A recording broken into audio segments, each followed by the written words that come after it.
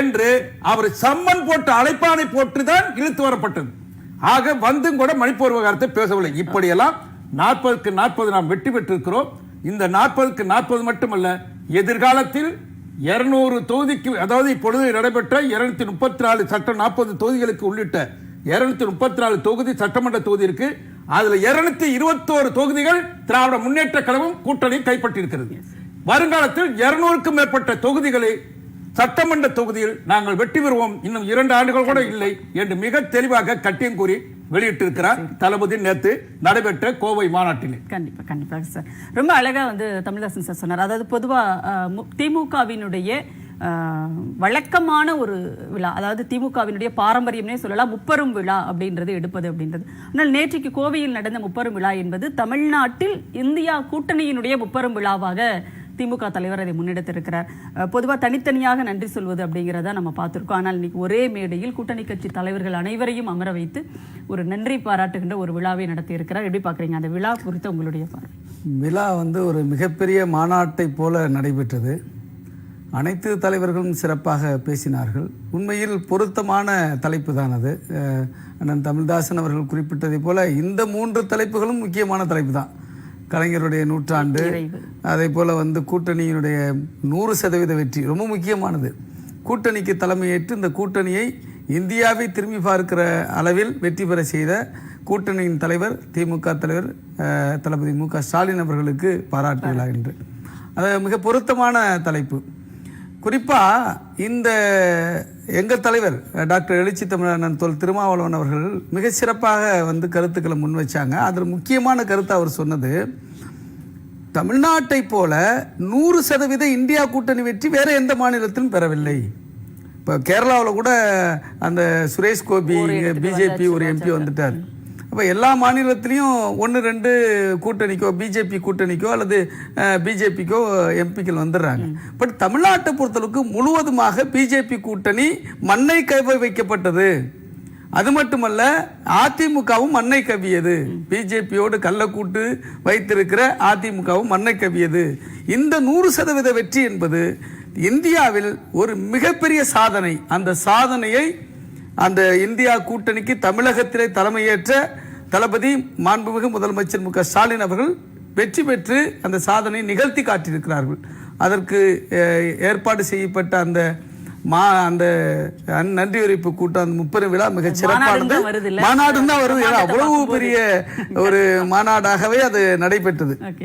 மிக முக்கியமாக எல்லா எதிர்கட்சி தலைவர்களும் மோடி, அண்ணாமலையிலிருந்து அமித்ஷா வரை, தமிழிசையிலிருந்து மோடி வரை என்ன கேள்வி கேட்குறாங்கன்னா, நீங்கள் தமிழ்நாட்டில் 40 ஜெயிச்சு என்ன பண்ண போகிறீங்க, 40 ஜெயிச்சு என்ன பண்ண போகிறீங்கன்னு கேட்குறாங்க. நான் என்ன கேட்குறேன், உங்களுக்கு கடிவாளம் போடுவதற்குத்தான் தமிழ்நாடு இருக்கிறது. திராவிட மாடல் ஆட்சி இங்கே நடைபெற்று கொண்டிருக்கிறது. தளபதி மு க ஸ்டாலின் அவர்கள் நேற்று பேசும்போது மிக முக்கியமான ஒரு கிரக்ஸான கருத்தாக நான் எதை பார்க்குறேன்னா, அந்த காப்பியை கூட நான் ஃபோட்டோ எடுத்துகிட்டு வந்திருக்கிறேன். அதை நான் படித்து காட்ட விரும்புகிறேன். அதாவது என்ன சொல்கிறாங்கன்னா,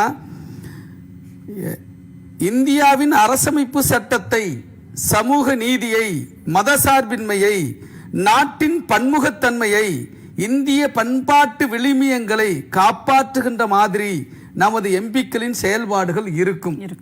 2வது, இந்திய அரசமைப்பு சட்டத்தையே மாற்றிவிட வேண்டும் என்று துடிக்கின்ற பாஜகவை தடுக்கின்ற காவலரனாக 40 எம்பிக்களும் இருப்பார்கள். இதுதான் ரொம்ப ரொம்ப முக்கியமான செய்தி. பேசுவோம். ஒரு இடைவேளைக்கு பிறகு நம்ம தொடர்ந்து பேசலாம். கண்டிப்பாக.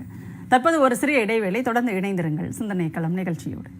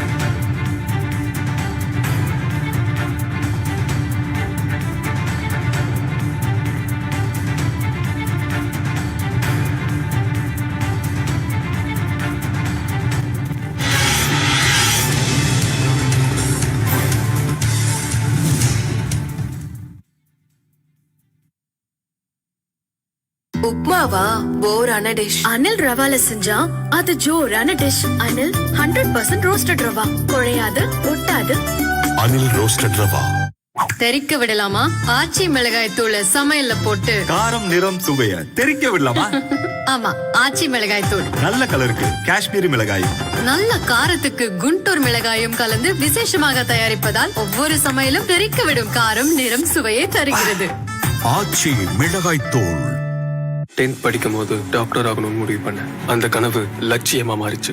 720க்கு 720 எடுத்தேன். ஆல் இந்தியா டாப்பர் ஆனேன். எஸ், ஆல் இந்தியா டாப்பர் ஆகுறது அவ்வளோ ஈஸியா? கண்டிப்பா இல்ல. ஆனா எங்க ஸ்கூல்ல ஆல்ரெடி நீட் டாப்பர்ஸ் இருக்காங்க. என்ன சுத்தி எப்பவுமே என்னை இன்ஸ்பயர் பண்ணிக்கிட்டே இருக்க சக்சஸ்ஃபுல் ஸ்டூடெண்ட்ஸ் இருக்காங்க. திஸ் டைம் நானும் ஆல் இந்தியா நீட் டாப்பர் ஆயிட்டேன். It's never too late to be who you are. Thanks to Velammal Vidyalaya. மீண்டும் வேலம்மாளின் all India NEET topper. Velammal Vidyalaya, dedicated to excellence. South India's number 1 brand KAG tiles இருக்கும்போது எதுக்கு low quality tiles? 30% offer, free டெலிவரியுடன் இப்போது gold coin offer. இது பேர் இல்ல, பெருமை. கல்யாணம் பண்ணி பாருன்னு சொன்னாங்க, பார்த்துட்டேன். இப்போ வீட்டை கட்டி பாருன்னு சொல்றாங்க. சரியான TMT-ய நீயே செலக்ட் பண்ணு. பெஸ்ட் இருக்கும்போது லிஸ்ட் எதுக்கு? கேஸ் கேஸ் கேஸ் கால். FE 550D மற்றும் CRS கம்பிகள். Kiscol TMT number 1 TMT. கேஸ் கேஸ் கேஸ் கால். இரு வீட்டார் கலந்து இரு மனம் இணையும் திருமண விழாவிற்கு மோகனா கன்வென்ஷன் ஹால், வேளச்சேரி. விநாயகர் கோவில், guest rooms, modern kitchen, parking, function, parties என கூடி மகிழ மோகனா convention hall, Velachery bypass road, Velachery. 9566297171.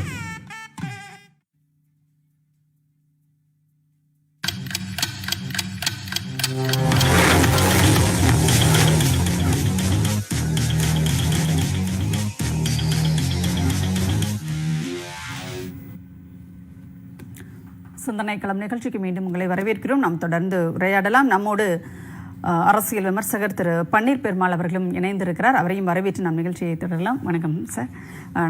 நான் வைரமுத்து சார்கிட்ட கேட்டு நான் உங்ககிட்ட வரேன். திரு வைரமுத்து, அதாவது என்னென்னா, நாடாளுமன்றத்தில் எம்பிக்கள் எப்படி செயல்பட வேண்டும் அப்படின்ட்டும், அதே நேரத்தில் தமிழ்நாட்டு மக்களுக்கு நன்றி தெரிவித்தும், முத்தமிழறிஞர் கலைஞரினுடைய 100ஆண்டு விழா நிறைவு, இந்த மாதிரியான 30 விழா வந்து கோவையில் நடந்தது இல்லையா? அதில் பேசும்போது எந்த அளவிற்கு 40 நாடாளுமன்ற உறுப்பினர்களுக்கும் தமிழ்நாட்டை சேர்ந்த நாடாளுமன்ற உறுப்பினர்களுக்கு எவ்வளவு பெரிய ஒரு வேலை காத்திருக்கிறது அப்படிங்கிறத முதலமைச்சர் அவர்கள் சுட்டிக்காட்டியிருக்கிறார். உங்களுடைய பார்வை, ரொம்ப கடுமையான வேலைகள் அங்கே நாடாளுமன்றத்தில் காத்திருக்கிறதா நம்முடைய எம்பிக்களுக்கு? கண்டிப்பாக. ஏன்னா இந்த வெற்றியே நாம் பெற்றது எவ்வளவு மிக ஒரு கடுமையான போராட்டத்தின் ஊடாக கிடைத்த வெற்றி அப்படிங்கிறதையும் நம்ம பார்க்க வேண்டும். ஏதோ ஒரு பாஜக மற்றும் அதன் கூட்டணி கட்சிகளை எதிர்த்து மட்டும் இந்த வெற்றியை நாம் ஈட்டிவிடவில்லை. தேர்தல் ஆணையம், அமலாக்கத்துறை, வருமான வரித்துறை, இவை அனைத்துமே ஒன்றிய அரசுக்கு ஆதரவாக, ஒன்றிய ஆளுங்கட்சிக்கு ஆதரவாக இருந்தார்கள். அவர்கள் அத்துணை பேரையும் எதிர்த்து நின்றுதான் இந்த மாபெரும் வெற்றியை தளபதி மு.க. ஸ்டாலின் அவர்கள் பெற்றிருக்கிறார். இப்ப நேற்றைக்கு இப்படி ஒரு மாபெரும் வெற்றி விழா நடைபெற்றது என்றால் சொன்னாலும் கூட, இந்த வெற்றி விழாவை நான் ஓராண்டு முன்பாக நடந்த ஒரு நிகழ்ச்சியோடு தொடர்பு படுத்த நினைக்கிறேன். கடந்த ஜூன் 14ஆம் தேதி கடந்த ஆண்டு கோவை பொறுப்பு அமைச்சராக இருந்த அமைச்சர் செந்தில் பாலாஜி அவர்கள் அமலாக்கத்துறையினால் கைது செய்யப்பட்டார். அந்த கைதை கண்டித்து திராவிட முன்னேற்ற கழகம் நடத்திய பொதுக்கூட்டத்தில் பேசிய திராவிட முன்னேற்ற கழகத்தினுடைய துணை பொதுச் செயலாளர் அண்ணன் ஆர். ராசா சொன்னார், அடுத்த ஆண்டு தலைவர் கலைஞருடைய 100ஆண்டு நிறைவு விழாவை இந்த கோவை மண்ணிலே நடத்துவோம், அப்போது நாம் 40க்கு 40ஐயும் வென்றெடுத்திருப்போம் அப்படின்னு அன்றைக்கே அவர் வந்து ஒரு சூழ்நிலை மேற்கொண்டார். அந்த சபதத்தை தான் இன்றைக்கு திராவிட முன்னேற்ற கழகம் நடத்தி காட்டியிருக்கிறது. தளபதி மு.க. ஸ்டாலின் அந்த ஒரு முழு வெற்றியை பெற்றிருக்கிறார். அந்த நன்றி எறிதல் தான் நேற்றைய தினம் நடந்தது. அதே போல இன்னொரு விஷயம் பார்த்தோம் அப்படின்னா, இதே ஒரு கூட்டணி வேலை இந்தியாவினுடைய அனைத்து மாநிலங்களும் கட்டமைக்கப்பட்டிருந்தால் இந்த கூட்டணி இன்றைக்கு ஆட்சியை கைப்பற்றிருக்கும். நேற்றைய தினம் அந்த விழாவிலே பேசிய இந்திய கம்யூனிஸ்ட் கட்சியினுடைய மாநில செயலாளர் முத்தரசன் கூட இதே கருத்தை பதிவு செய்தார். ஓரிரு மாநிலங்களில் எதிர்கட்சிகள் வந்து தனித்தனியாக போட்டியிட்டது ஒரு வகையிலே அவர்களுக்கு வாய்ப்பாகிவிட்டது. கண்டிப்பா அதேதான் கேபி அவர்கள் பேசும்போதும் அதேதான் சொல்லியிருந்தார். திரு கே பாலகிருஷ்ணன் அவர்கள் பேசும்போதும் 40க்கு 40 நமக்கு இப்போது கிடைத்திருக்கிறது, நாடு இன்னும் சற்று தாமதமாக கிடைக்கும் அப்படின்னு அவரும் வந்து பதிவு செஞ்சிருந்தாரு. கண்டிப்பாக அதில் அந்த 3 முப்பெரும் விழாக்களில் தளபதி மு.க. ஸ்டாலினுக்கான பாராட்டு விழாவை நான் எப்படி பாக்குறேன்னா, அது வெறுமனே இந்த 40க்கு 40 வென்றதற்கு மட்டுமான பாராட்டு அல்ல. எதிர்க்கட்சி இன்றைக்கு பெற்றிருக்கிற 237க்கு அடித்தளம் அமைத்தவர் நம்முடைய தலைவர் மு க ஸ்டாலின் தான். ஏன்னா அவர் தான் முதல்ல மீண்டும் மீண்டும் சொல்றார், இந்த கூட்டணி இதே போல இருந்தா மட்டும்தான் நாம் நிறைய இடங்களை கைப்பற்ற முடியும் அப்படிங்கறது தொடர்ந்து வலியுறுத்தி வந்தவர். இந்தியா கூட்டணி கட்சி முதல் கூட்டம் பாட்னால நடக்கும் போதும் சரி, பெங்களூர், மும்பை என தொடர்ச்சியான அந்த கூட்டங்கள் எல்லாம் அவர் பதிவு செய்த கருத்து என்னன்னா, நாம் எல்லாம் ஒரே அணியான் இருக்கணும், பாஜகவினுடைய எதிர்ப்பு ஓட்டுகள் சிதறிவிடக் கூடாது அப்படிங்கறத அவர் மீண்டும் மீண்டும் முன்வைத்துக் கொண்டே இருந்தார். அதுதான் இன்றைக்கு இவ்வளவு இடங்களை இன்றைக்கு ஒரு வலிமையான எதிர்க்கட்சியாக பாஜகவை பெரும்பான்மை பெறாத ஒரு மைனாரிட்டி அரசாக இன்றைக்கு நிறுத்தி இருப்பது தளபதி மு க ஸ்டாலின் மேற்கொண்ட அந்த மாபெரும் வியூகம் தான். அதற்கும் சேர்த்துத்தான் பாராட்டு விழா. அதைத்தான் எழுச்சி தமிழர் அண்ணன் திருமாவும் சொன்னார், இது சோனியா அவர்களை அழைத்து மிகப்பெரிய தேசிய அளவில் பாராட்டு விழா நடத்தணும் தளபதிக்கு அப்படின்னு அவர் சொன்னதன் காரணம் அதுதான். கண்டிப்பாக வைரமுத்து, நீங்க ஒரே ஒரு இது மட்டும் சொல்லிடுற, சுருக்கமாக உங்கள் பதிலை எதிர்பார்க்கிறேன். அதாவது நீங்க சொன்னீங்க, இது வெறுமனே 40 வெற்றிக்கான பாராட்டு விழா மட்டும் கிடையாது. இந்த தமிழ்நாட்டில் இந்த கூட்டணியை எந்த அளவிற்கு ஒரு கட்டுக்கோப்பாகவும் அதே நேரத்தில் தோழமை உணர்வுடனும் அவர் கொண்டு செலுத்தி கொண்டிருக்கிறார் அப்படின்றதுக்கான ஒரு பாராட்டு விழாவாகவும் நீங்க சொன்னீங்க. பாஜகவை சேர்ந்த திரு வானதி சீனிவாசன் என்ன சொல்லியிருக்காங்க அப்படின்னா, பார்க்கலாம் இந்த 2026 வரைக்கும் இந்த கூட்டணி எப்படி வருதுன்னு பார்க்கலாம் அப்படின்னு அவங்க சொல்லியிருக்காங்க. இது என்ன ஒரு பொருள் அவர் சொல்லியிருக்கிறார்? அதாவது இது இப்போது சொல்லல, 2019 வெற்றியின் போதே அவர்கள் இதை சொன்னார்கள். 2021 சட்டமன்ற தேர்தலுக்கு இந்த கூட்டணி இருக்காது அப்படின்னாங்க. 2021 வெற்றி பெற்ற உடனே என்ன பண்ணாங்கன்னா 24 இந்த கூட்டணி இருக்காதுன்னு சொன்னாங்க. அதற்காக அவர்கள் மேற்கொண்ட ஒரு முயற்சி தான் அதிமுக தனியாக நின்றது. அதிமுக தனியாக நிற்பதன் காரணமாக திமுக கூட்டணி கட்சிகள் இடப்பகிர்வின் போது கூடுதல் இடங்களை கேட்டு நிர்பந்தம் கொடுக்கும். அப்ப திமுக அதை கொடுக்க முடியாத ஒரு நிலை ஏற்படும் போது அந்த கட்சிகள் எல்லாம் அதிமுகவை நோக்கி போகும். அப்ப பாஜகவினுடைய அந்த எதிர்ப்பு வாக்கு வங்கி சிதறும். இந்த முயற்சியில தான் அவங்க அதிமுக வெளியே அவர்கள் பேசி வைத்துக் கொண்டுதான் வெளியே போட்டிட்டாங்க. ஆனால் அப்போதும் கூட தளபதி மு க ஸ்டாலின் அவர்கள் தங்களுடைய இடங்களை, திமுகவினுடைய இடத்தை குறைச்சுக்கிட்டு கூட, ஏன்னா இன்றைக்கு பாத்தீங்கன்னா கடந்த நாடாளுமன்றத்தில் 3வது பெரிய கட்சி அதிமுக இருந்தது, இன்றைக்கு 5வது பெரிய கட்சியாக இருக்கிறது. அவர் நினைத்திருந்தால் கூட்டணி கட்சியினுடைய இடங்களை குறைத்துக் கொண்டு ஒரு 25க்கு மேல இல்ல ஒரு 30 வரைக்கும் கூட அவர் திமுக போட்டிட்டு இருக்கலாம். ஆனால் அவர் அதை விரும்பல. இந்த கூட்டணியை 2018 அவர் திராவிட முன்னேற்ற கழகத்தினுடைய பொதுக்குழுவில் தேர்ந்தெடுக்கப்பட்ட போது அவர் சொன்னது என்னன்னா, இந்தியாவிற்கு காவி வண்ணம், இந்தியா முழுமைக்கும் காவி வண்ணம் அடிக்க நினைக்குது பாஜக, அதை நான் இருக்கிற வரை விடமாட்டேன் அப்படின்னு சொன்னார். அதன் தொடர்ச்சி தான் அவர் 2019 அவர் கட்டமைத்த அந்த கூட்டணி. இன்னைக்கு வரைக்கும் அந்த கூட்டணியில் புதிய கட்சிகள் இணைந்திருக்கிறதே தவிர இப்ப எந்த கட்சியும் அதுல இருந்து வெளியே போகல. அதற்கு காரணம் அவர் விட்டு கொடுக்கிற தன்மை. அது மட்டும் இல்லாம அந்த கூட்டணிக்கு பங்களிப்பு, ஒரு கூட்டணியுடைய ஒரு மேஜர் ஷேர் ஹோல்டர் எப்படி மத்த ஸ்டேக் ஹோல்டருக்கு கான்ட்ரிபியூட் பண்றாரு அப்படிங்கிறது மிக முக்கியம். கண்டிப்பாக அதை இந்த மேடையிலேயே நாம பார்த்தோம். நேற்றைக்கு நடந்த நிகழ்ச்சியினுடைய மேடையிலேயே நாம் பார்த்தோம். அந்த பாராட்டு அனைத்தையுமே கூட்டணி கட்சி தலைவர்களோடு அவர் பங்கிட்டு கொண்ட அந்த பகிர்ந்து கொண்ட பண்பு அப்படிங்கிறதே நேற்று நம்ம பார்த்தோம். நம்ம பேசலாம் வைரமுத்து சார், அப்படி தொடர்ந்து இணைப்பில் இருங்க. திரு பன்னீர், எப்படி பாக்குறீங்க நேற்று நடந்த முப்பெரும் விழாவில் முதலமைச்சர் அவர்களினுடைய அந்த உரை அப்படின்றது? நேற்று நடந்த முப்பெரும் விழாவில் முதலமைச்சருடைய பாராட்டு விழாவாக இருந்தாலும் 40க்கு 40 வெற்றி விழா அப்படிங்கிறது ஒரு முக்கியமான விஷயமாக இருந்துச்சு. இந்த ரிசல்ட்டுக்கு பிறகு உருவாக்கப்பட்ட சில கருத்துருவாக்கத்துக்கு எதிராக முதலமைச்சர் ரொம்ப ஸ்ட்ராங்காக பேசியிருந்தாங்க. இந்த தேர்தல் முடிவுக்கு பிறகு அமைஞ்சிருக்கக்கூடிய இந்த பாஜக அரசுக்கு கடிவாளமாக இருக்க போகிறது இந்தியா கூட்டணியை சேர்ந்த இந்த 234 எம்பிக்கள், தமிழ்நாட்டிலிருந்து போயிருக்க இந்த 40 எம்பிக்கள் தான். ஆனால் இவர்கள் குறித்து ஒரு எதிர்மறையான கருத்தை உருவாக்கிட்டு பாஜகவோட பதவியை பகிர்மானம் பண்ணியிருக்கக்கூடியவங்க அவங்களுக்கு கடிவாளம் போடுவாங்க அப்படிங்கிற ஒரு கருத்து உருவாக்கத்தை திட்டமிட்டே பலரும் உருவாக்குனாங்க. ஆனால் இந்த இல்லை, நாங்கள் தான் பாஜகவுக்கு கடிவாளம், இந்த தேர்தல் வெற்றி மக்களே போட்டிருக்காங்க அப்படிங்கிறத இன்னைக்கு முதலமைச்சர் ரொம்ப ஸ்ட்ராங்காக சொல்லியிருக்காங்க. இப்போ கடந்த காலத்தில் இந்த டெல்லி சிறப்பு மசோதாவாக இருக்கட்டும், இப்படி பல்வேறு மசோதாக்களுக்கு ராஜ்யசபாவில் நிறைவேற்றுறதுக்கு பிஜேடி, ஒய்எஸ்ஆர் இப்படி பல பேரை பாஜக தேடி போச்சு. ஆனால் இந்த முறை இவங்க பெரிய அளவில் அரசியலமைப்பு சட்ட திருத்தங்கள் எதையுமே கொண்டு வர முடியாத அளவுக்கு ஒரு மிகப்பெரிய சிக்கல் இவங்களுக்கு லோக்சபாவிலேயே மக்களவையிலேயே உருவாகி இருக்குது. அந்த இடம் அப்படிங்கிறது இந்த 234 எம்பிக்களுடைய வெற்றி தான். பாரதிய ஜனதாவுக்கு இந்த ஆட்சிக்கு, இந்த மைனாரிட்டியாக இருக்கக்கூடிய இந்த தேசிய ஜனநாயக கூட்டணி ஆட்சிக்கு கடிவாளமும் அவர்களுடைய செயல்பாடுகளையும் கட்டுப்படுத்த போகிறதும் எல்லாமே இந்தியா கூட்டணியும் தமிழ்நாட்டிலேருந்து போயிருக்கக்கூடிய இந்த 40 எம்பிக்கள் தானே தவிர வேற சிண்டேவோ ஒய்எஸ்ஆரோ வேற யாருமே கிடையாது. அப்படிங்கிறது நேற்று மீண்டும் ஒரு முறை முதலமைச்சர் அழுத்தம் திருத்தமாக இந்த கருத்துருவாக்கத்தை உருவாக்குனவங்களுக்குலாம் சேர்த்தே சொல்லியிருக்காங்க அப்படின்னு தான் நான் பார்க்குறேன். கண்டிப்பாக. தமிழ்தாசன் சார், இப்போ வருகிற ஜூன் 24ஆம் தேதி நாடாளுமன்றம் வந்து கூட போகிறது. 18வது மக்களவையினுடைய முதல் கூட்டத்தொடர். இந்த கூட்டத்தொடர் தொடங்கும் போதே இப்போவே பார்த்தீங்கன்னா நீட்டை எதிர்த்து நாடு முழுவதும் கடுமையான ஒரு போராட்டங்கள் நடந்துட்டு இருக்கு. இவிஎம் மிஷினுடைய ஹேக் பண்ணுறாங்க அப்படின்ற அது ஒரு இஷ்யூ வந்து போயிட்டு இருக்கு. அப்போது தொடக்கமே வந்து ஒரு மிகப்பெரிய ஒரு சிக்கலை வந்து கொடுக்குமா ஒன்றிய பாஜக அரசுக்கு அப்படின்ற ஒரு கேள்வி இருக்கு இல்லையா? இன்றைக்கி அகிலேஷ் அவர்களினுடைய இது தமிழ்நாடு முதலமைச்சர் அவர்களினுடைய ஏற்பு, அந்த நன்றி சொல்லி அவர் போட்ட ட்விட்டர்லாம் பார்த்தோம். ஆமாம், நீங்கள் பார்த்தீங்கன்னா இப்போ நடைபெற்ற தேர்தல்கள் வந்து நம்ம கூடுதலான வாக்குகள் தான் பெற்றுக்கணும். பல லட்சம் வாக்குகள் வந்து குறைக்கப்பட்டிருக்கு. பதிவு செய்யப்பட்ட வாக்குகளும் எண்ணப்பட்ட வாக்குகளும் மிகப்பெரிய வேறுபாடு இருக்குது.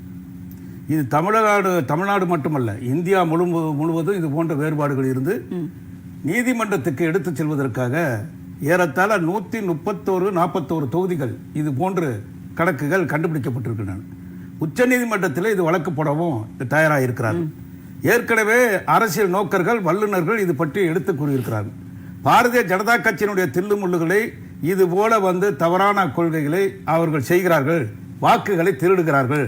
அதற்கென்று இவிஎம் மிஷின் என்று சொல்லக்கூடிய எலக்ட்ரானிக் ஓட்டிங் மிஷின் இதில் அவர்கள் வந்து உள்ளே புகுந்து எடுப்பதற்கான இஸ்ரேலிடம் அது போன்ற கருவிகள் ஏதோ ஒரு கருவி வாங்கியிருக்கிறார்கள். அது குஜராத்தில் நடைமுறைப்படுத்தினார். அந்த அமித்ஷா நடைமுறைப்படுத்தி அதை ஏற்பாடு செய்து ரகசியமாக இதை செய்திருக்கிறார்கள் என்ற குற்றச்சாட்டு வைக்கப்படுகிறது. ஏன் திருட முடியாதா? வாக்குகளை இது போன்று எதிர்க்கட்சிகளுக்கு கிடைக்கிற வாக்குகளை குறைத்து தாங்களே வந்து அந்த வாக்குகளை பெற முடியாதா என்ற அந்த கோணத்தில் வந்து செய்ய முடியும் என்று நிபுணர்களை வைத்து சட்டமன்றத்திலே டெல்லியிலே அரவிந்த் கெஜ்ரிவால் முதல்வர் அவர் எடுத்து காட்டினார். இதெல்லாம் வைத்து இப்படி செய்ய முடியும்னு சொல்லியிருக்காரு. ஏற்கனவே ஒரு அம்மையார் 2014ஆம் ஆண்டு அந்த கட்சியில் பாஜகவில் இருந்து இது போன்ற தவறுகள் நடைபெற்றன என்று சொல்லி அதை நான் அங்கு இருந்தேன் என்றெல்லாம் சொல்லி அதை வெளியிட்டதற்காக அவரை துரத்தி விரட்டி அவரை கொலை செய்வதற்கு முயற்சி செய்து லண்டனுக்கு ஓடிவிட்டார். லண்டனிலே போய் அதை போட்டு காட்டி நிபுணர்கள் மத்தியிலே பத்திரிகையாளர்கள் மத்தியிலே போட்டு காட்டினார். ஆக இப்பொழுதும் இருக்கிறது இந்த இவிஎம் மிஷின் என்று சொல்லக்கூடிய விஷயத்தை எடுத்துக்கொண்டு பல பேர் சென்றிருக்கிறார்கள். மதுரை சேர்ந்த நந்தினி என்ற ஒரு பெண்மணி வழக்கறிஞர், அவருடைய தங்கை, அவருடைய தந்தையார் இது குஜராத்துக்கும் சென்றும் அதை போல டெல்லி வீதிக்கு சென்று பஞ்சாப்க்கு சென்று வடபுலத்தில் இருக்கக்கூடிய பல இடங்களுக்கு ஹரியானா போன்ற மாநிலங்களுக்கெல்லாம் சென்று இதை எடுத்து காட்டியிருக்கிறார். இப்பொழுது அது உண்மை.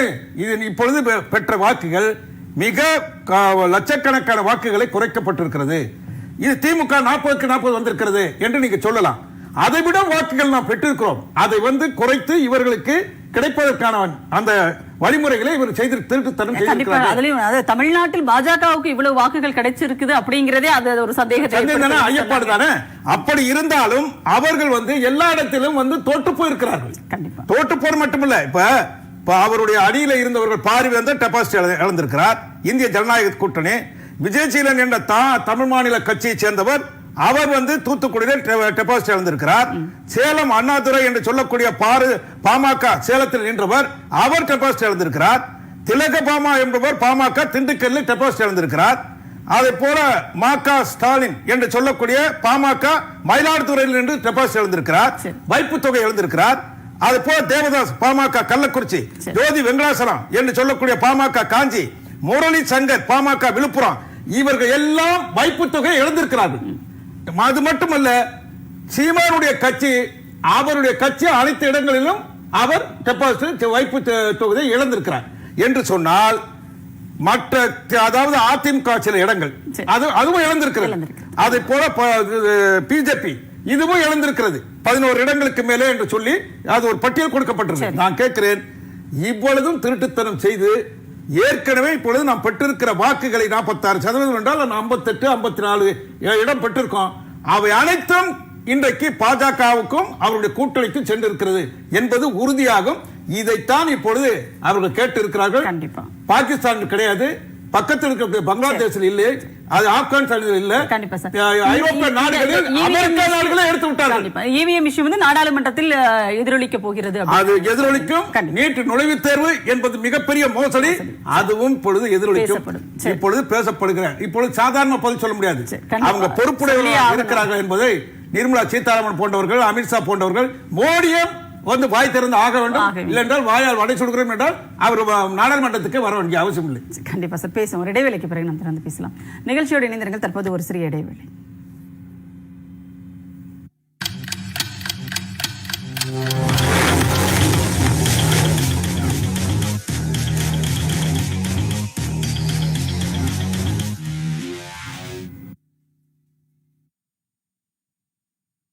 தெறிக்க விடலாமா? ஆச்சி மிளகாய் தூளை சமையல்ல போட்டு காரம் நிறம் சுவைய தெரிக்க விடலாமா? ஆமா, ஆச்சி மிளகாய் தூள். நல்ல கலருக்கு காஷ்மீரி மிளகாயும், நல்ல காரத்துக்கு குண்டூர் மிளகாயும் கலந்து விசேஷமாக தயாரிப்பதால் ஒவ்வொரு சமையலும் தெறிக்க விடும் காரம் நிறம் சுவையை தருகிறது. ஆச்சி மிளகாய் தூள். South India's number 1 brand KAG tiles இருக்கும்போது எதுக்கு low quality tiles? 30% offer, free டெலிவரியுடன் இப்போது கோல்ட் காயின் ஆஃபர். இது பேர் இல்ல, பெருமை.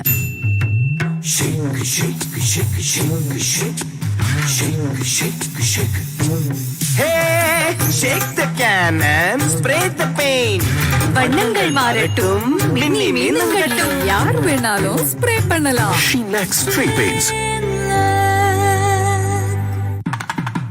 இரு வீட்டார் கலந்து இரு மனம் இணையும் திருமண விழாவிற்கு மோகனா மகால் 3 அரங்குகள். மோகனா மண்டபம், மோகனா அரங்கம், மோகனா மினி ஹால். அனைத்து வசதிகளுடன் விநாயகர் கோவில் மற்றும் புஃபே விருந்துக்கு ரூஃப் கார்டன். உங்கள் விழா எதுவாக இருந்தாலும் மோகனா மகாலில் கொண்டாடுங்கள். OMR கேளம்பாக்கம் 9444996161.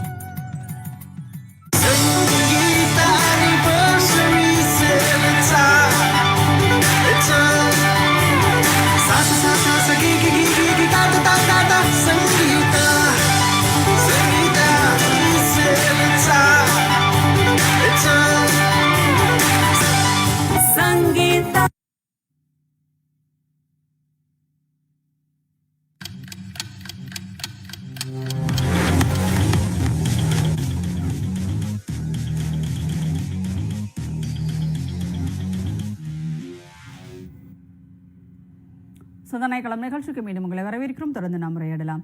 திரு ரஜினிகாந்த், அதாவது 400 இடங்கள் எங்களுக்கு கொடுங்க அப்படின்னு பாஜக கேட்டதற்கு காரணமே நாங்கள் வந்ததும் அரசியலமைப்பு சட்டத்தையே மாற்றுவோம் அப்படிங்கிறதுக்காக தான் அப்படின்னு எதிர்க்கட்சிகள் வைத்த மிகப்பெரிய ஒரு பிரச்சாரம். அதுதான் அது மக்கள்கிட்ட ஒரு பெரிய அச்சத்தை ஏற்படுத்தி அதனால் இந்தியா கூட்டணிக்கு மிகப்பெரிய ஒரு ஆதரவு பெருகியது அப்படிங்கிறதை நம்ம பார்த்தோம். ஆனால் அப்படிப்பட்ட ஒரு சூழலை மாற்றி இன்றைக்கு அரசமைப்பு சட்டத்தினுடைய அந்த புத்தகத்தை மோடியை வணங்க வைத்திருக்கிறோம் நாங்கள் அப்படின்னு சொல்லிட்டு முதலமைச்சர் அவர்கள் பேசினார் இல்லையா? அதை பற்றி உங்களுடைய கருத்து? நிச்சயமா அவங்க அதாவது பிஜேபிங்கிறது ஒரு தனி ஆர்கனைசேஷன் இல்லை. பிஜேபி என்பது ஒரு ஆர்எஸ்எஸ்னுடைய ஒரு பொலிட்டிக்கல் விங்கு தான். அது ஆர்எஸ்எஸ்னுடைய சித்தாந்தம் என்பது என்னன்னா, இந்த நாட்டை ஒரு இந்து ராஷ்டிராவாக மாற்ற வேண்டும், இந்த நாட்டினுடைய சட்டம் என்பது ஒரு சனாதன சட்டமாக இருக்க வேண்டும், மனுநீதி சட்டம் இங்கே நடைமுறைப்படுத்த வேண்டும் என்பதுதான் அவங்களுடைய கொள்கை, லட்சியம், கோட்பாடு எல்லாமே. இப்போ அதை செயல்படுத்துவதற்காகத்தான் ஒரு அரசியல் கட்சி பிஜேபி. அப்படி இருக்கும் பொழுது அவங்க வாய்ப்பு கிடைக்கும் பொழுது, பெரும்பான்மை பெறுகிற பொழுது, 2000 வாஜ்பாய் இருந்தார், ஆனால் அப்போவே அந்த திட்டமிட்டாங்க. வாஜ்பாய் 2000 24 கட்சி கூட்டணியில் இருக்கும் பொழுது வெங்கடாச்சலையாங்கிற ஒருத்தருடைய தலைமையில் இந்திய அரசியலமைப்பு சட்டத்தை மாற்றி எழுதுவதற்கு ஒரு கமிட்டியை போட்டார். இதற்கு எதிராக நாடு முழுவதும் மிகப்பெரிய எதிர்ப்பு அலை எழுந்தது. ஆகவே அந்த திட்டம் கைவிடப்பட்டது, அல்லது அது கேப்டன் அபயன்ஸுங்கிற மாதிரி பெண்டிங்கில் வச்சுட்டாங்க. அதை இப்போ போன முறை 2014 அவங்க வெள்ளோட்டம் பார்த்தாங்க. 2014 அரசியலமைப்பு சட்டம் இங்கே செயல்படுறாங்க. அதான் உண்மையும் கூட. ஏன்னா அரசியலமைப்பு சட்டம் ஒரு பக்கம் இருந்தாலும் இந்த மோடி அரசு, பிஜேபி அரசு அரசியலமைப்பு சட்டத்தைக்கு எதிராகத்தான் அதை செல்லாததாக ஆக்குவதற்கு என்னென்ன முடியுமோ அத்தனையும் செஞ்சாங்க. அரசியலமைப்பு சட்டத்தினுடைய சோலாக இருக்கிற, ஆன்மாவாக இருக்கிற சமூக நீதியை குழி தோண்டி புதைத்தார்கள். அரசியலமைப்பு சட்டத்தினுடைய முகப்புரை, இந்த basic structure of the constitution என்று சொல்வார்கள். அரசியலமைப்பு சட்டத்தினுடைய அடி கட்டுமானம், அதில் ஒன்று தான் மதசார்பின்மை, செக்குலரிசம். அந்த செக்குலரிசத்தை தூக்கி எறிஞ்சாங்க. அதுதான் இந்த குடியுரிமை திருத்த சட்டம், இந்த என்ஆர்ஆர் அந்த காமன் சிவில் கோடு எல்லாமே 370 தூக்கி எறிஞ்சதுமே. அப்போ இது போல வந்து அரசியலமைப்பு சட்டத்துக்கு எதிராகத்தான், அது செல்லாததாகத்தான் அவங்க வந்து ஆட்சியை நடத்தினாங்க. இப்போ இந்த முறை அவர்கள் 400 இடங்களை பெறுவோம் என்று அவர்கள் கொக்கரித்ததும், அப்படி வந்து பெற்றிருந்தாங்கன்னா நிச்சயமா அதை செஞ்சிருப்பாங்க. அதுக்கு முன்னோட்டம் தான் மோடியினுடைய பிரச்சாரத்து உத்தி. மோடி என்ன பிரச்சாரம் பண்ணாரு? முஸ்லிம்களுக்கு எதிராக நேரடியாக வந்து பிரச்சாரம் பண்ணாரு. இங்க நாங்க வந்து இந்தியா கூட்டணி ஆட்சிக்கு வந்துச்சுன்னு சொன்னா காங்கிரஸ் என்ன பண்ணும்னா இந்துக்களுடைய தாலியெல்லாம் வந்து அறுத்து முஸ்லிம்கள்ட்ட கொடுத்துருவாங்க, 2 எருமை வச்சிருந்தீங்கன்னா 1 அவங்கள்ட்ட கொடுத்துருவாங்க, 2 வாகனங்கள் வச்சிருந்தா 1 வாகனத்தை எடுத்து முஸ்லிம்கிட்ட கொடுத்துருவாங்க என்று முஸ்லிம் வெறுப்பு பிரச்சாரத்தை தொடர்ச்சியாக செய்தார். அது ஒரு வெள்ளோட்டம். என்ன வெள்ளோட்டம்னா, ஒருவேளை இந்த 400 தொகுதியில் அவர்கள் எதிர்பார்த்த போல் 370 400 வெற்றி பெற்றிருந்தாங்கன்னா இது இந்து நாடா மாத்திரத்துக்கு முன்னாடியே அந்த பிரச்சாரம் அந்த மக்களை தயார் பண்ணி வைக்கிறது, அதை தான் செய்திருப்பார்கள். அப்ப இன்னைக்கு அது நடக்கல. வந்து எல்லாரும் சொல்றது போல தமிழ்நாட்டில் அது மிகப்பெரிய ஒரு எதிர் பிரச்சாரத்தை வந்து அரசியலமைப்பு சட்டத்தை குழி தோண்டி புதைப்பதற்காகத்தான், அதை வந்து செல்லாததாக மாற்றுவதற்குத்தான், ஒரு புதிய இந்துத்துவ சட்டத்தை உருவாக்குவதற்காகத்தான் இவர்கள் திட்டமிடுகிறார்கள் என்று திராவிட முன்னேற்ற கழகம், குறிப்பாக எங்கள் கட்சி தலைவர் டாக்டர் எழுச்சி திருமாவளவன் அவர்களும் தொடர் பிரச்சாரத்தை பண்ணாங்க. இந்த பிரச்சாரம் இந்தியா முழுக்க போனது. குறிப்பாக வந்து திராவிட முன்னேற்ற கழகத்தினுடைய இளைஞரணி இப்போ செயலாளர் நம்ம அமைச்சர் உதயநிதி ஸ்டாலின் அவர்கள் அந்த இது சனாதனத்துக்கு எதிராக பேசின பிறகு இந்த டிபேட் வந்து இந்தியா முழுக்க சென்றதால் மக்கள்லாம் உஷாராயிட்டாங்க. இந்த பிரச்சாரத்திலையும் ராகுல் காந்தி உட்பட பிஜேபி ஆட்சிக்கு வந்தா இந்திய அரசியலமைப்பு சட்டத்தை இவர்கள் தூக்கி எறிந்து விடுவார்கள். ராகுல் எல்லா இடங்களிலும் அந்த அரசியலமைப்பு புத்தகத்தை காட்டி தான். ஆனா இப்போ அது முடியல, தோல்வி அடைஞ்ச பிறகு வேற வழி இல்லை. அப்போ அவர்களுக்கு அரசியலமைப்பு சட்டத்தில் உடன்பாடு கிடையாது.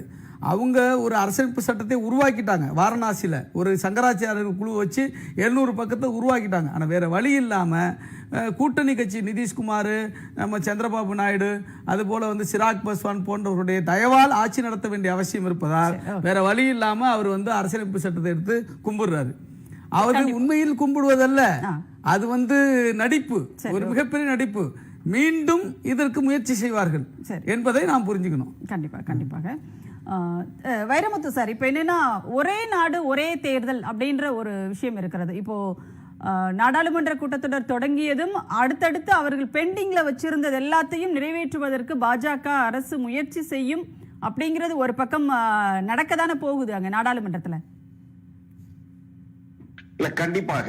ஆனால் நீங்க எதிர்பார்க்கிற ஒரு மிக முக்கிய திட்டங்கள் அப்படின்னு வரும்பொழுது நீங்க வெறும் பெரும்பான்மை அடிப்படையில் முடிவு செய்து விட முடியாது.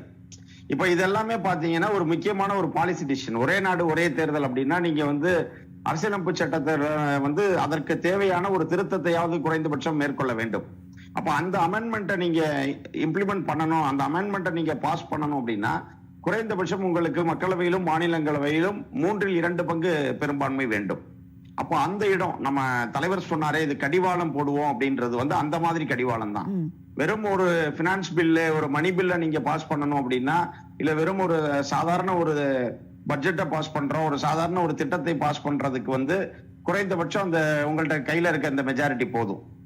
ஆனால் அதே நேரத்தில் நீங்கள் அரசியலமைப்பு சட்டத்தில் திருத்தம் செய்துதான் ஒரு திட்டத்தை கொண்டு வர வேண்டும். இப்போ உதாரணத்துக்கு சொல்லணும்னா, இப்போது இந்த திட்டம் இருந்தால் அவங்களால ஆர்டிகல் 370 வந்து நீக்கி இருக்க முடியாது. இப்போ இருக்கிற நிலைமையில இந்த அரசு போன டேர்ம்ல இருந்திருந்தாங்கன்னா காஷ்மீர் பண்ணியிருக்க முடியாது அவங்களால. ஆக அதை போன்ற ஒரு திட்டங்களை இப்போது அவர்களால் செய்ய முடியாது. அப்படின்றதுனாலதான் பாஜகவே இந்த வெற்றியை பெரிய அளவிலே கொண்டாடாமல் இருந்ததற்கு காரணம் வந்து அதுதான். சோ இன்னொன்று வந்து இந்த வயிற்றெரிச்சல்ல தான் அவங்க மீண்டும் மீண்டும் என்ன சொல்றாங்கன்னா, 40 பேர் போய் என்ன பண்ணிருவீங்க, 40 பேர் போய் என்ன பண்ணிருவீங்க அப்படின்னு கேக்குறாங்க. நான் இந்த இடத்தில் 2 சம்பவங்களை மட்டும் எடுத்துக்காட்டுகளாக சொல்ல விரும்புகிறேன். திராவிட முன்னேற்ற கழகம் மக்களவையில் ஒரு உறுப்பினர் கூட இல்லாமல் இருந்த நேரம், மாநிலங்களவை உறுப்பினராக இருந்த அண்ணன் திருச்சி சிவா வந்து திருநங்கையர் வாழ்வாதாரத்திற்காக ஒரு தனிநபர் மசோதா கொண்டு வரார். 45 ஆண்டுகளுக்கு பிறகு ஒரு தனிநபர் மசோதா வெற்றிகரமாக நிறைவேற்றப்பட்டது அந்த மசோதா தான். அப்ப அந்த வரலாற்று சாதனையை மக்களவையில் ஒரு உறுப்பினர் கூட இல்லாத நிலையில் திராவிட முன்னேற்ற கழகம் செய்தது. அதே போல இந்திய பிரதமராக சமூக நீதி காவலர் VP சிங் அவர்கள் இருந்த நேரத்தில் திராவிட முன்னேற்ற கழகத்தில் மக்களவையில் ஒரு உறுப்பினர் கூட இல்லை. ஆனால் அதே நேரத்தில் அப்போது திராவிட முன்னேற்ற கழகத்தினுடைய மாநிலங்களவை உறுப்பினராக இருந்த வைகோ அவர்கள் தலைவர் கலைஞர் கொடுத்த ஒரு கடிதத்தை VP சிங் கொடுக்கிறார். மே 1ஆம் தேதி தொழிலாளர் தினத்திற்கு ஊதியத்தோடு கூடிய அரசு விடுமுறை விடப்பட வேண்டும் ஒன்றிய அரசு அலுவலகங்களுக்கு அப்படின்னு ஒரு கடிதம் கொடுக்கிறார். உடனடியாக அந்த கடிதத்தை ஒரு அரை மணி நேரம் அந்த மதிய உணவு இடைவேளையிலேயே பரிசீலித்து அன்றைக்கு உடனடியாக அந்த அறிவிப்பு வெளியிடப்பட்டது. அதுதான் இன்றைக்கு வரைக்கும் தொடர்கிறது. மே 1ஆம் தேதி ஒன்றிய அரசு அலுவலகங்கள் ஊதியத்துடன் கூடிய விடுப்பாக இருக்கிறது. இப்படி மக்களவையிலே ஒரு உறுப்பினர் கூட இல்லாத நேரத்திலும் இதை போன்ற ஒரு வரலாற்று சாதனைகளை மேற்கொண்ட இயக்கம் தான் அந்த இயக்கம். அப்ப இன்னைக்கு அவங்க கையில ஒரு மாநிலத்தில் இருக்கக்கூடிய மொத்த நாடாளுமன்ற மக்களவை உறுப்பினர்களும் அவர்கள் கையிலே இருக்கும் பொழுது கண்டிப்பாக மோடி அரசால் மதச்சார்பின்மைக்கு எதிராகவோ சமூக நீதிக்கு எதிராகவோ எந்த காரியமும் செய்ய முடியாது, செய்ய விடாமல் அவர்கள் தடுப்பார்கள் அப்படிங்கறது தான் நேற்றைய தினம் எடுத்து காட்டியிருக்கிறார். நாங்க காவல் அரணாக இருப்பார்கள் அப்படிங்கறத தலைவர் குறிப்பிட்டு சொல்லி இருக்கிறார். கண்டிப்பாக நம்ம பேசலாம். ஒரு இடைவேளைக்கு பிறகு நாம் தொடர்ந்து உரையாடலாம். நிகழ்ச்சியோட இணைந்திருங்கள். தற்போது ஒரு சிறிய இடைவேளை.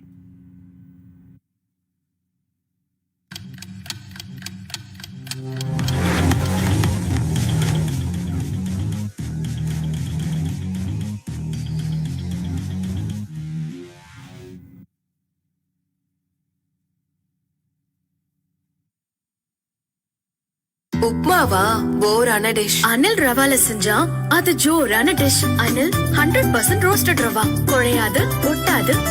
Anil roasted rava. South India's number 1 brand KAG tiles இருக்கும்போது எதுக்கு low quality tiles? 30% offer free டெலிவரியுடன் இப்போது கோல்ட் காயின் ஆஃபர். இது பேர் இல்ல, பெருமை. விருந்தின் நிறைவு வெற்றிலை பாக்கு. விரும்பி வாங்குவது நிஜாம் பாக்கு. கல்யாணம் பண்ணி பாருன்னு சொன்னாங்க, பார்த்துட்டேன். இப்போ வீட்டை கட்டி பாருன்னு சொல்றாங்க. சரியான TMTயை நீயே செலக்ட் பண்ணு. பெஸ்ட் இருக்கும்போது லிஸ்ட் எதுக்கு? கிஸ்கால். FE 550D மற்றும் CRS கம்பிகள். Kiscol TMT number 1 TMT. Kiskal. எனக்கு தான் சேர்த்து புண்ணு இருக்கு, நான் எப்படி விளையாடுறது? உன்னாலேயும் முடியும், சைபால் இருந்தா. 80 வருடங்களாக உங்கள் நலனில் ஆழ்ந்த அக்கறை கொண்டது சைபால். இரு வீட்டார் கலந்து இரு மனம் இணையும் திருமண விழாவிற்கு மோகனா மகால் 3 அரங்குகள். மோகனா மண்டபம், மோகனா அரங்கம், மோகனா மினி ஹால். அனைத்து வசதிகளுடன் விநாயகர் கோவில் மற்றும் புஃபே விருந்துக்கு ரூஃப் கார்டன். உங்கள் விழா எதுவாக இருந்தாலும் மோகனா மகாலில் கொண்டாடுங்கள். OMR கேளம்பாக்கம் 9444996161.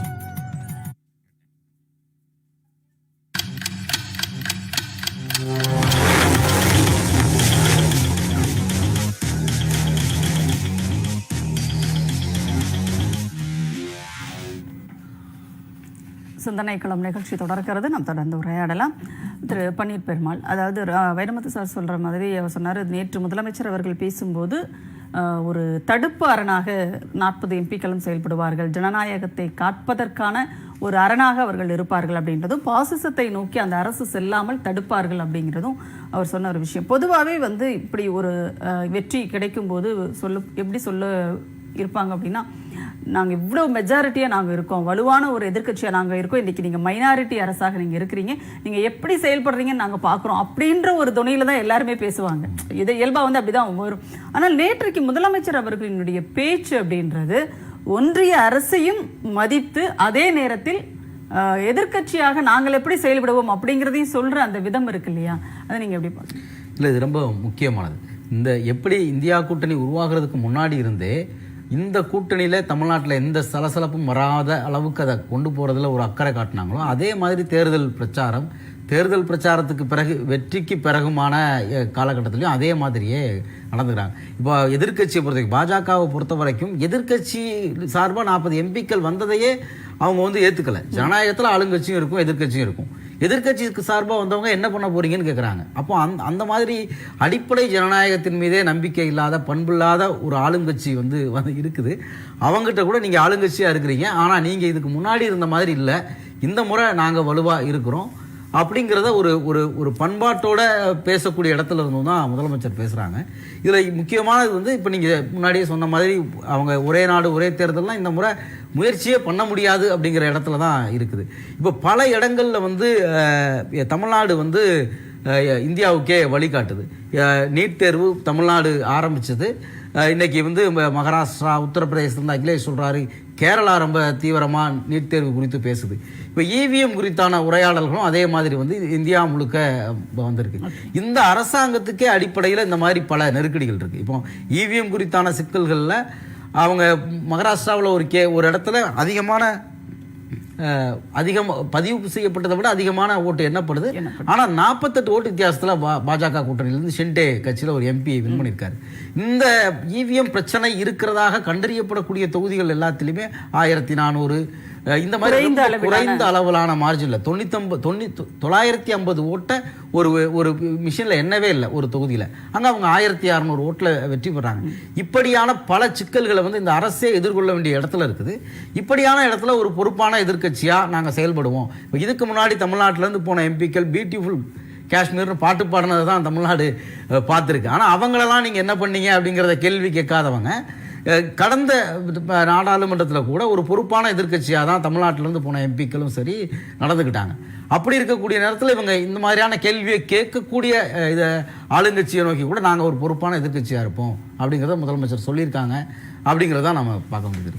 கண்டிப்பாக தமிழ்தாசன் சார், இப்போ அதாவது என்டிஏ கூட்டணிக்குள் வந்து பெரிய குழப்பம் இருக்கிறது, அவங்களுக்குள்ள வந்து ஒரு ஒற்றுமை கிடையாது, நிறைய முரண்பாடுகளோடு தான் அவங்க வந்து இருக்காங்க. அப்படின்றத வச்சு இந்த ஆட்சி வந்து கூட்டணி ஆட்சி, ஒன்றிய பாஜகவினுடைய கூட்டணி ஆட்சி அப்படின்றது ஒரு 3 மாதங்கள் கூட நீடிக்காதுன்னு சொல்லிட்டு நிறைய பேர் சொல்லிட்டு இருக்காங்க. இப்போ சுப்பிரமணிய சாமி அந்த கட்சியில் இருக்கின்ற மூத்த தலைவர்களுள் ஒருவர் சுப்பிரமணிய சாமி, அவரே வந்து இந்த ஸ்டேட்மெண்ட்டை தொடர்ந்து அழுத்தமாக சொல்லிக்கிட்டே இருக்காரு. ஆனாலும் கூட அங்கே வந்து அவங்க ஆட்சி அமைச்சிட்டாங்க. இப்போ சந்திரபாபு நாயுடுவும் நிதிஷ்குமாரும் வந்து அவர்களுக்கு ஆதரவு கொடுக்குறாங்க. அப்படின்றப்ப அது ஸ்மூத்தாக போகிறதுக்கான வாய்ப்புகள் தானே இருக்குது. இல்லை நீங்கள் சொல்கிறது எப்படின்னா, இப்போ இருக்கக்கூடிய நிலையில் வந்து அவங்க கொஞ்சம் விட்டு கொடுத்து முரண்பாடுகள் இருக்கும். ஆனாலும் கொள்கை முரண்பாடுகள், இப்போ சிவில் சட்டத்தை எல்லாரும் ஏற்றுக்குவான்னு சொல்ல முடியாது. சிவில் கோடு, பொது சிவில் சட்டம், அதே போல் ஒரே நாடு ஒரே தேர்தல் என்ற அதையும் ஏற்றுக்கொள்வாங்கன்னு சொல்ல முடியாது. சாதி வாரி கணக்கெடுப்புன்னு இருக்குது, அதையும் ஏற்றுக்குவாங்கன்னு சொல்ல முடியாது.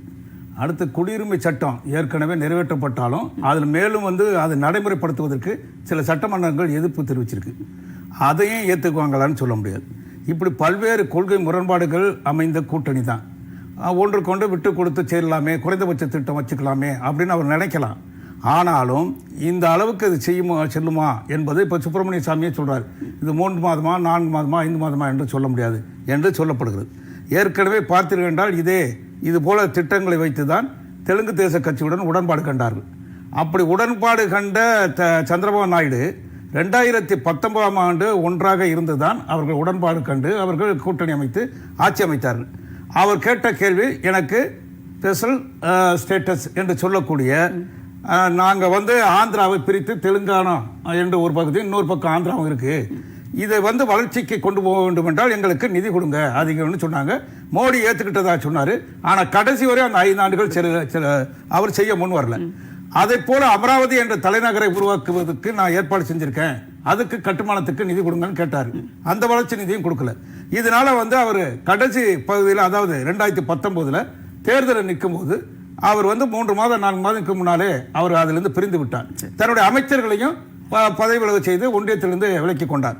ஆனால் மோடி என்ன செய்தார் என்றால், அப்படி பிரிந்து செல்கிற நேரத்திலே 3 எம்பிக்களை தூக்கினார். 6 தெலுங்கு தேச கட்சியினுடைய 3 எம்பிக்கள் மீது சோதனை என்ற பெயராலே அமலாக்கத்துறை, வருமான வரித்துறை மற்றும் பல்வேறு இடர்பாடுகளை தந்தார். தூக்கினார். 5 எம்எல்ஏக்களை இழுத்துக் கொண்டார். அப்பொழுது மிக கடுமையான முறையில் அவர் திட்டினார், பேசினார். இதெல்லாம் இருக்கு. 8 மாதத்துக்கு முன்னாலே மோடியிடம் போய் சந்திப்பதற்கு போனார். அங்க காத்து கடந்து திரும்பி வந்தவர் தான் சந்திரபாபு நாயுடு. அந்த எண்ணங்களும் அவருக்கு இருக்கு. சாதாரணமாக அவர் செய்து விடுவார் என்பதெல்லாம் அவருக்கு இதெல்லாம் மேடையில் பிரச்சாரத்தில் கூட அவர் கையை பிடித்து இழுத்து வந்து பக்கத்தில் உட்கார வச்ச அந்த நடிப்பெல்லாம் மோடி கிட்ட இருக்கு. இல்ல, கண்டிப்பா சார், நீங்க சொல்ற மாதிரி இவ்வளவு விஷயங்கள் முரண்பாடுகள் இருக்கு. ஆனா நிதிஷ்குமாரோ அல்லது சந்திரபாபு நாயுடுவோ ஒரு குறைந்தபட்ச செயல் திட்டம் அப்படின்ற ஒரு ஒப்பந்தம் எதுவுமே போட்டுக்கலையே. ஒப்பந்தம் இல்ல, ஒப்பந்தம் இல்லாத ஒரு முறை. அந்த முறை அரசியல் நீடிக்குமா என்று சொல்ல முடியாது. எந்த நேரத்தில் விலகலாம், எந்த நேரத்தில் ஆதரவை திரும்ப பெறலாம், அப்படின்னு தான் இருக்கு.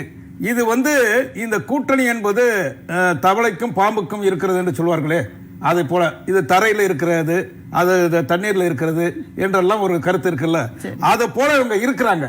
இருந்தாலும் கொள்கை ரீதியான முரண்பாடுகள் அதிகமா இருக்கு. அந்த மாநில இப்ப இஸ்லாமியர்கள் இருக்கிறாங்க, இடஒதுக்கீடு கொடுக்கணும் அரசியல் சட்டத்தில் ஏற்கனவே அதுக்கு வகுக்கப்பட்டிருக்கு, அரசியல் நிர்ணய மன்றத்தில் பேசப்பட்டிருக்கு. ஆனா அமித்ஷாவும் மோடி என்ன சொன்னாங்க, இஸ்லாமியர்களுக்கு நாங்க சிறுபான்மை மக்களுக்கு இடமே கொடுக்க மாட்டோம், இடஒதுக்கீடு இல்லைன்னாங்க. வகுப்பார் பிரதிநிதித்துவம் அவர் கணக்கெடுத்துட்டு இருக்காரு யாரு, பீகார் நிதிஷ்குமார், அதை நாங்க ஒத்துக்கொள்ள மாட்டேங்கிறாங்க. அப்ப பெண்களுக்கான உரிமை, மகளிர் இடஒதுக்கீடு அந்த சட்டத்தை நிறைவேற்றவே இல்லை சரியா. அப்ப இவங்க ஏத்துக்கல. அப்ப இதெல்லாம் ஆகுமா? இந்த பிரச்சனையை இந்தியா கூட்டணி எழுப்பும். இது போன்ற மக்களுக்கான பிரச்சனைகளை எழுப்பி வலுவாக இந்தியா கூட்டணி எழுப்பும். அப்ப எழுப்பும் போது இவர்கள் எந்த பக்கத்தில் இருப்பாங்க? அப்ப ஆதரவோடு தான் சட்டங்களை நிறைவேற்ற முடியும், திட்டங்களை கொண்டு வர முடியும். அப்படிங்கும்போது ஒரு முரண்பாடு இருக்கு.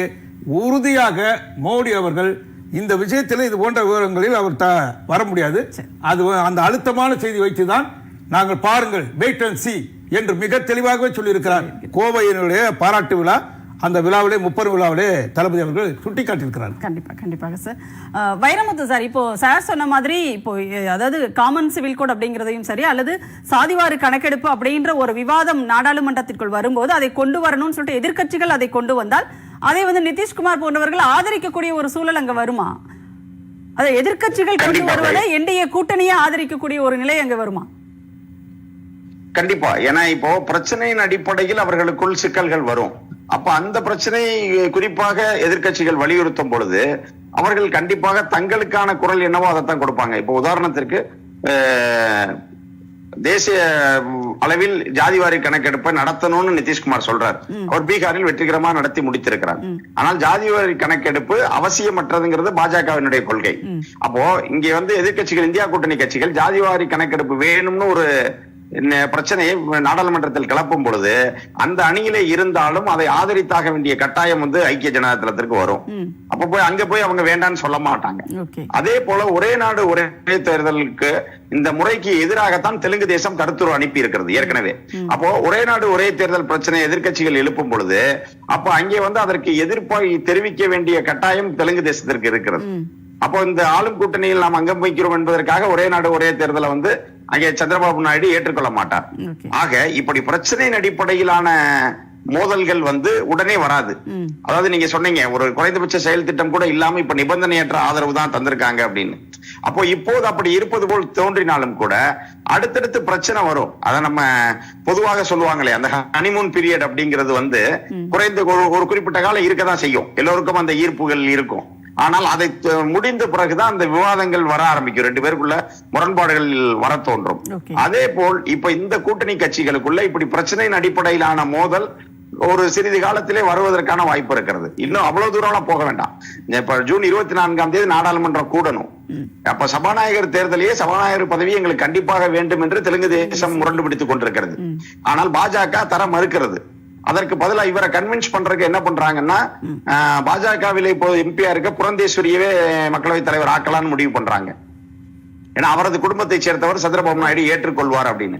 ஆனா இன்னைக்கு இந்தியா கூட்டணி வந்து சமயோசிதமா என்ன செய்யுதுன்னா, உத்தவ் தாக்கரே ஒரு அறிவிப்பை வெளியிட்டு இருக்காரு. தெலுங்கு தேசம் வேட்பாளரை நிறுத்தினால் இந்தியா கூட்டணி ஆதரவு தருவது பற்றி பரிசீலிக்கும் அப்படிங்கிறாரு. அப்ப சபாநாயகர் தேர்தலிலேயே நீங்க ஆளும் கட்சியினுடைய கூட்டணி வேட்பாளர், அந்த பாஜக நிறுத்துகிற வேட்பாளர் தோற்கிற ஒரு நிலை வந்தா என்ன நடக்கும்? ஏன்னா பாஜக ஏன் அப்படி விட மாட்டாங்கன்னா, இந்த கூட்டணி எப்போது வேண்டுமானாலும் முறிவதற்கு வாய்ப்பு இருக்கிறது. அப்போ நம்முடைய கட்சி வந்து சபாநாயகராக இருந்தா இவங்க மேல இந்த தமிழ்நாட்டுல பண்ணாங்க இல்லையா எடப்பாடி ஆட்சி காலத்துல, அந்த மாதிரி தகுதி இழப்ப பண்ணிட்டு ஆட்சியை நீடிச்சிடலாம் அப்படிங்கிற ஒரு நம்பிக்கையில் தான் பாஜக வந்து அந்த மக்களவை தலைவர் பதவியை தர மறுக்கிறது. ஆனா அதெல்லாம் யோசிச்சுதான் தெலுங்கு தேசம் என்ன பண்ணுது, அந்த பதவி வேணும்னு நினைக்குது. ஏன்னா அந்த பதவி தன்னுடைய கையில் இருந்தால் பாஜக மீது தொடர்ந்து நாம் அதிகாரத்தை செலுத்த முடியும். இல்லைன்னா வந்து நம்முடைய ஐயா தமிழ்தாசன் சொன்னதை போல ஒருவேளை கூட்டணி நம்ம முறிக்கிற ஒரு நிலை வரும் பொழுது இங்க இருக்கக்கூடிய எம்பிக்களை வந்து தங்கள் பக்கம் இழுப்பதற்கான வேலையை கூட பாஜக செய்யும். ஏன்னா இன்றைக்கு நீங்க பாஜகவுடைய பழைய கடந்த கால வரலாறு பாத்தீங்கன்னா, கூட்டணி கட்சிகளை உண்டு செறித்து தான் இன்னைக்கு பாஜக இந்த நிலையில இருக்கு. பாஜகவோடு ஒரு காலத்தில் கூட்டணி இருந்தவர்களுடைய நிலைமை இன்னைக்கு எப்படி பரிதாபகரமா இருக்குன்னா, ஒரு இடைத்தேர்தல் கூட நிற்பதற்கு வக்கில்லாம இந்த களத்தை விட்டு ஓடுகிற நிலையில அதிமுக இருக்கு. ஒடிசாவில அவர்களுக்கு ஆமாம் சாமி போட்ட காரணத்தினால இன்னைக்கு பிஜு ஜனதா தள நிலைமை இருக்கு. அதனாலதான் இப்போ மக்களவை தலைவர் தேர்தலே பிரச்சனை எதிரொலிக்க வாய்ப்பு இருக்கிறது. கண்டிப்பாக சார், நீங்க உங்க ஒரு நிமிடத்திற்கு குறைவாக உங்களுடைய நிறைவு கருத்தை பதிவு செய்யுங்க. இல்லை, இப்போ ஏற்கனவே அவங்களுக்குள்ள பிரச்சனைகள் அப்படிங்கிறது அந்த மந்திரி பதவிகளை பிரிக்கிறதுலேயே ஆரம்பிச்சது. அது வந்து இன்னும் பாராளுமன்றத்துக்கு போகிறப்ப இன்னும் கூடுதலாக வரும். குறிப்பாக நிதிஷ்குமாரும் ஷிண்டேவும் கூட அவங்களுக்கு முதலமைச்சர் பதவியை பாதுகாக்கிறதுக்கு சமரசம் பண்ணிக்கலாம். ஆனால் ஆந்திராவை பொறுத்த வரைக்கும் சந்திரபாபு நாயுடு கொடுத்துருக்கக்கூடிய வாக்குறுதிகளை நிறைவேற்றுறதுக்கு நிதி கேட்டாலே இந்த கூட்டணி நிற்காது அப்படிங்கிறது தான் என்னுடைய கருத்து. கண்டிப்பாக ரஜினிகாந்த் சார், நீங்கள் நிறைவு பெற்ற சுருக்கமாக. அதாவது மோடி சொன்ன கருத்து பல கட்சி கூட்டணி ஆட்சி நிற்காது, தனிப்பெரும்பான்மைக்கு ஆட்சி தான் நிற்கும் மோடியே சொல்லியிருக்காரு. அது கண்டிப்பாக அவருக்குமே பொருந்தும். இன்னொரு செய்தியை நான் வந்து குறிப்பிட விரும்புகிறேன். நிதிஷ்குமார் இந்தியா கூட்டணி உருவாக்கி இந்தியா கூட்டணி முதல் கூட்டத்தை நடத்தினவர் பாட்னாவில். பெங்களூர் நடந்த கூட்டத்திலையும் பங்கேற்றவர். இந்தியான்னு பேர் வச்சதுல அவர் இருக்கிறார். ஆகவே வந்து இந்தியா கூட்டணியுடைய அனைத்து வந்து வாக்குறுதிகளும் அவருக்கு உடன்பாடு வந்து பொருந்தக்கூடியது தான். அதனால வந்து இவர்கள் எந்த எதிர்முடிவு எடுத்தாலும் அவர் கட்டையை போட வேண்டிய அவசியம் இருக்கு. ஏன்னா அவர் அந்த மாநிலத்தை தன்னுடைய செல்வாக்கை மக்களை வந்து கன்வின்ஸ் பண்ண முன்னெடுக்க வேண்டிய அவசியம் இருக்கு. அதனால இது பொருந்தா கூட்டணி. இப்போ இந்த பிஜேபி அமைத்திருக்கிற இந்த ஆட்சி அதிகாரம் இருக்கு இல்லையா, இது பொருந்தா கூட்டணியால் அமைக்கப்பட்டிருக்கிறது. அதே போல சகோதரர் சொன்னது போல பிஜேபி ஆள் பிடிக்கிற வேலையை நிச்சயமாக செய்வார்கள். அதில் முரண்பாடு நிச்சயமாக எழும். சொன்னது போல இந்த சபாநாயகர் தேர்தலில் இந்த சிக்கல் உருவாகிவிட்டது. 5 ஆண்டுகள் இவர்கள் நிறைவு செய்வது என்பது குதிரை கொம்பு தான். அது நிச்சயமாக முடியாத ஒரு செயல் தான். அதாவது மிக தெளிவாகவே வந்து திமுக வந்து அதனுடைய தலைவர் தளபதி அவர்கள் பல்வேறு வெற்றி களங்களை சந்தித்தவர் தான்.